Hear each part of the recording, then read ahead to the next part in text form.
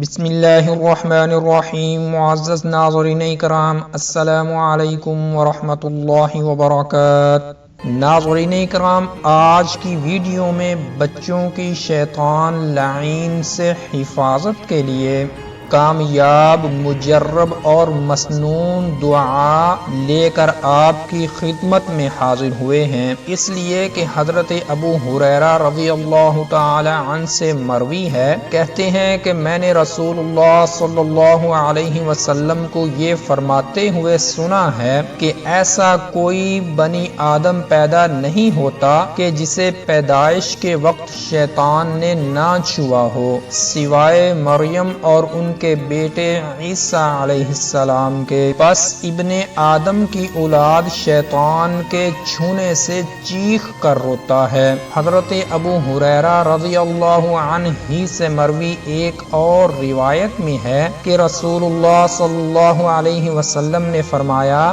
شیطان ہر بنی آدم کے پہلو میں اس کی پیدائش کے وقت اپنی انگلی سے کچوکے لگاتا ہے، سوائے عیسیٰ بن مریم کے۔ وہ انہیں بھی کچوکے لگانے گیا مگر ایک پردے کو ہی کچوکے لگا پایا۔ ناظرین کرام، مریم اور عیسیٰ علیہ السلام کے علاوہ عمار بن یاسر رضی اللہ عنہ کے متعلق بھی حضرت علقمہ رضی اللہ عنہ بیان کرتے ہیں کہ میں شام آیا اور وہاں مسجد میں 2 رکعتیں پڑھ کر میں نے دعا کی کہ اے اللہ، میرے لیے کسی صالح شخص کی مجلس اختیار کرنا آسان فرما۔ پس لوگوں کی ایک جماعت آئی تو میں ان کے پاس جا بیٹھا، پھر ایک بزرگ تشریف لائے اور میرے بازو میں بیٹھ گئے۔ میں نے پوچھا کہ یہ کون بزرگ ہیں؟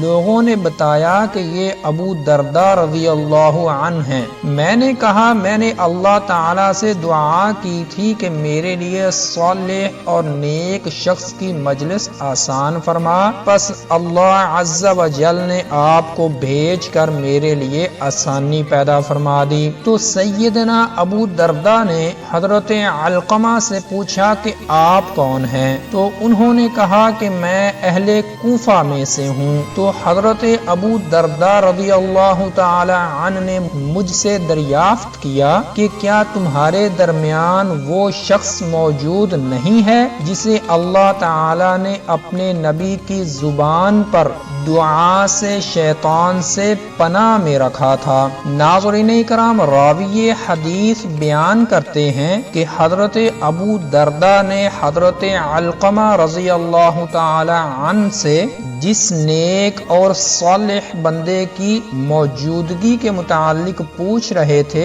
وہ حضرت عمار بن یاسر رضی اللہ تعالی عنہ تھے کہ جن کو اللہ تعالی نے اپنے نبی کی زبان پر شیطان سے محفوظ رکھا تھا۔ معزز ناظرین، اگر ہم قرآن مجید کی تلاوت کریں تو ہمیں یہ بات معلوم ہوتی ہے کہ حضرت مریم اور ان کے فرزند عیسیٰ علیہ السلام کا پیدائش کے وقت شیطان کی ایذا سے محفوظ رہنا دراصل قرآن کریم میں مذکور اس دعا کی قبولیت کے باعث تھا کہ سیدہ مریم علیہ السلام نے اللہ سے دعا کی کہ میں اسے اور اس کی اولاد کو شیطان مردود سے تیری پناہ میں دیتی ہوں۔ اس لیے بچوں کو شیطانی حملوں اور ہر بلا و آفت سے محفوظ رکھنے کے لیے والدین کو کثرت سے اس آیت